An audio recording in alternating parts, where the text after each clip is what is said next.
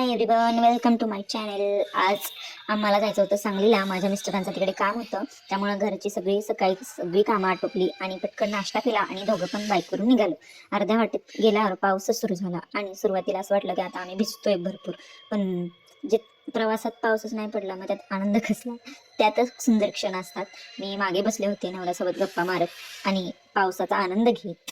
खूप दिवसांनी आम्ही असा लॉंग ड्राईव्हवर गेलो होतो. खरंच खूप छान वाटलं. कोल्हापूर मागे सोडलं की हवामानातला बदल लगेच जाणवतो. कोल्हापुरामध्ये जेवढा पाऊस आहे ना तेवढा सांगली साईडला पाऊसच नाहीये. खूप ऊन आहे तिकडे. कोल्हापूर मागे सोडल्यावर मग पुढे गेल्यावर एवढं काय भिजलो नाही आम्ही.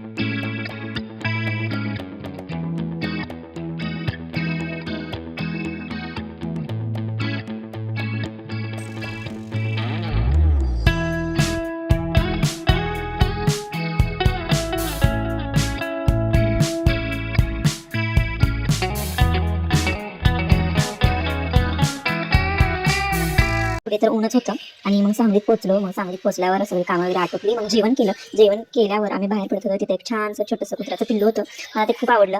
ते माझ्याशी इतकं छान खेळत होतं, म्हणजे हँडशेक सुद्धा केलं त्याने. खरंच खूप छान वाटलं तो छोटासा मुवमेंट. दे हात दे. हॅलो.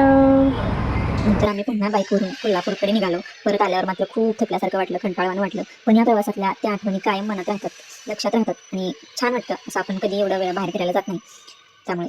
तर तुम्हालाही असं ट्रॅव्हलिंग करायला आवडतं का? नक्की कमेंट करून सांगा आणि व्हिडिओ आवडल्यास लाईक करा, सबस्क्राईब करायला विसरू नका. भेटूया नेक्स्ट व्लॉगमध्ये.